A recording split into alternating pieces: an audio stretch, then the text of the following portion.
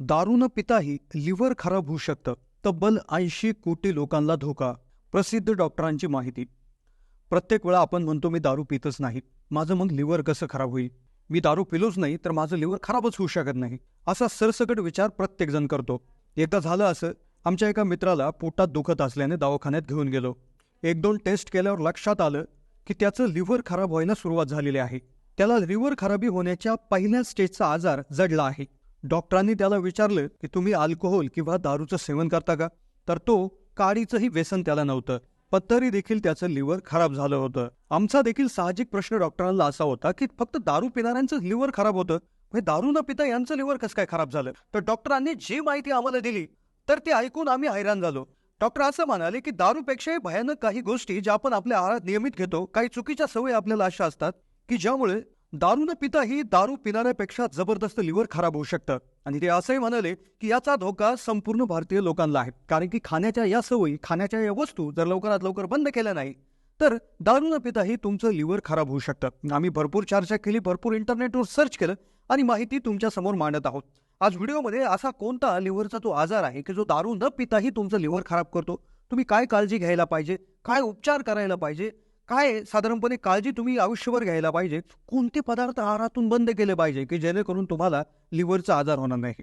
खूप संवेदनशील आणि खूप महत्त्वाची माहिती असणार आहे, कारण की जवळपास पूर्ण भारतीय म्हणजे 80 कोटी भारतीय लोकांना याचा धोका असणार आहे, कारण की या सवयी आपण नियमितपणे करत आहोत, पण आपल्याला माहिती नाही की याचं रूपांतर पुढे मोठ्या लिव्हर डिसीजमध्ये होऊ शकते. त्यामुळे व्हिडिओ लक्षपूर्वक पाहत राहा. चॅनलला नवीन असाल तर जरूर सबस्क्राईब करा.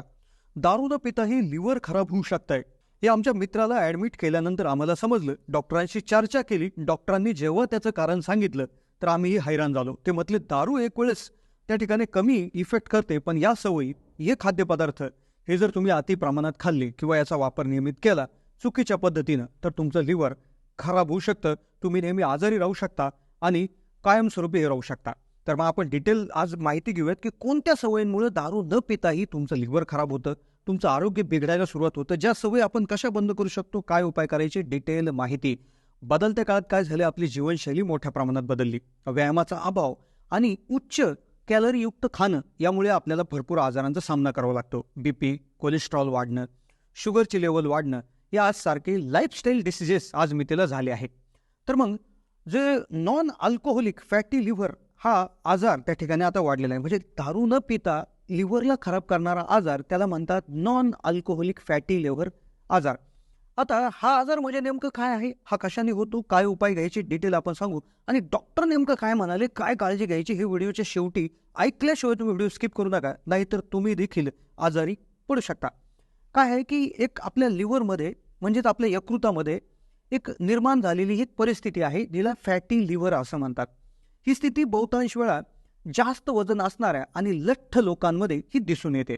आपल्या लिव्हरमध्ये अतिरिक्त चरबी साठत जाते आणि ही स्थिती तयार होते. या स्थितीमध्ये सुरुवातीच्या टप्प्यात फारसा त्रास होत नाही, पुढील टप्प्यामध्ये त्रास वाढत जातो. फॅटी लिव्हरची स्थिती अधिक बिघडत गेली की लिव्हर सिरोसिस मध्ये त्याचं रूपांतर होतं आणि लिव्हर खराब होण्याचा धोका वाढतो. ही स्थिती दारूमुळे होत नाही, पण दारू जर पिल्यास ही स्थिती आणखीन बिघडू शकते. फॅटी लिव्हरवर मात करण्यासाठी दारू, सिगारेट पूर्णपणे टाळणं आवश्यक आहे.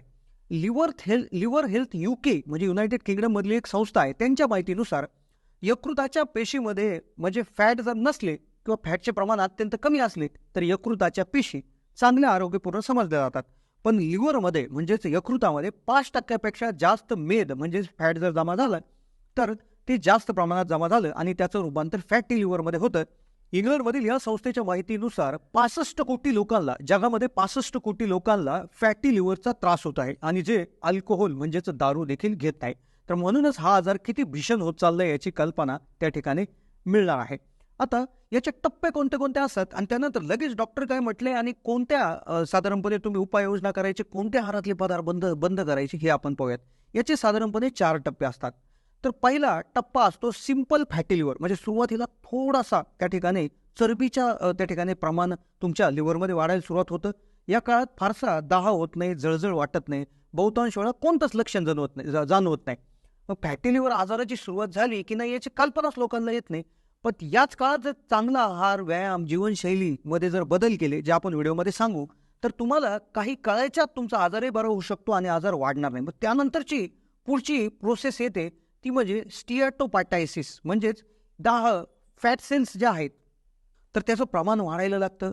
मेदाचं प्रमाण यकृतामध्ये वाढतं आणि त्यानंतर खराब ज्या ऊती आहेत, पेशी आहेत, त्या अत्यंत वेगाने वाढतात आणि मग त्यांची दुरुस्ती करणं यकृताला शक्य होत नाही. त्यामुळे यकृतामध्ये एक विशेष घाव त्या ठिकाणी तयार म्हणजे अगदी एक जखम तयार व्हायला लागते आणि त्याचं फायब्रोसिसमध्ये रूपांतर होतं. पुढची स्टेज असते फायब्रोसिस, ज्याच्यामध्ये लिव्हरला चिरा पडायला सुरुवात होतात, व्रण पडतात, रक्तवाहिन्यांजवळ त्या ठिकाणी त्या वाढतात आणि फायब्रोसिसची त्या ठिकाणी हे होते. या काळामध्ये प्रचंड वेदना होतात आणि पुढचा मोठा धोका असतो सिरोसिस. सिरोसिस हा चौथा टप्पा आहे.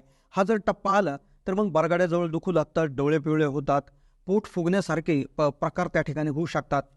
मग आता हा दारू न पिता हा लिव्हर खराब होण्याचा प्रॉब्लेम कोणाला होतो? तुमचं वजन जर जास्त असेल, तुमचं इन्शुलिन रेझिस्टन्सची स्थिती निर्माण झाली असेल, रक्तदाबाचा त्रास असेल, तुम्ही धूम्रपान मद्यपान करत असाल किंवा नसाल तरी होऊ शकतं. मग आता ह्या आजाराचं निदान कसं होतं? तर याच्या एक रक्ताची चाचणी आहे, एक हिपेटायटिस साधारणपणे अशा प्रकारची एक चाचणी आहे. तर ज्यामध्ये एक चाचणी आपण करून घेणं गरजेचं आहे. अल्ट्रासाऊंड स्कॅन देखील त्या ठिकाणी करतात, बायोप्सीही केली जाते, तो तपासला जातो. आता काय करायला पाहिजे की आपलं वजन आणि उंची याचं प्रमाण योग्य आहे का नाही हे बघावं लागेल. चांगला आहार घ्या, आहारात फळं भाज्यांचा समावेश करा, साखर, मीठ आणि साखरयुक्त पेय टाळा.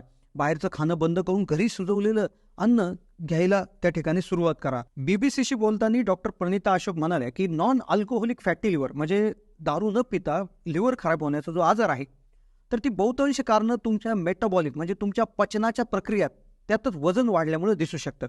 टाईप 2 डायबिटीज असेल किंवा उच्च रक्तदाब याबरोबरही तो दिसतो. यावर उपचार करण्यासाठी वेगवेगळे औषधे दिले जातात. डायबिटीज असणाऱ्या लोकांना वेगवेगळे औषधं दिसतात. सगळ्यात महत्त्वाची गोष्ट म्हणजे केवळ भात, भाकरी, पोळी यावर आहार न ठेवता भाज्या, फळं, दूध, दही, ताक, सुकामेवा याचं योग्य प्रमाण पोटात जायला हवीत. रोज एखाद्या प्रकारचा व्यायाम केला पाहिजे. झोपेची गुणवत्ता सुधारवली पाहिजे. ताण कमी केला पाहिजे. यामुळे आजाराची वाढ आणि तीव्रता कमी करता येते, असे डॉक्टर प्रणिता अशोक म्हणाल्या.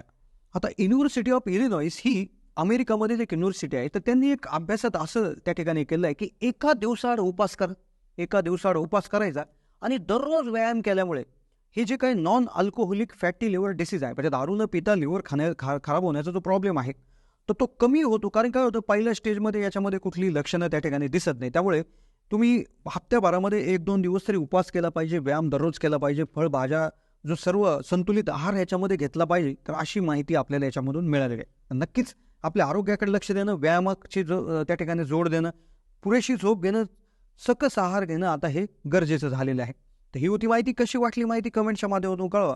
चॅनलला नवीन असाल तर जरूर सबस्क्राईब करा. धन्यवाद.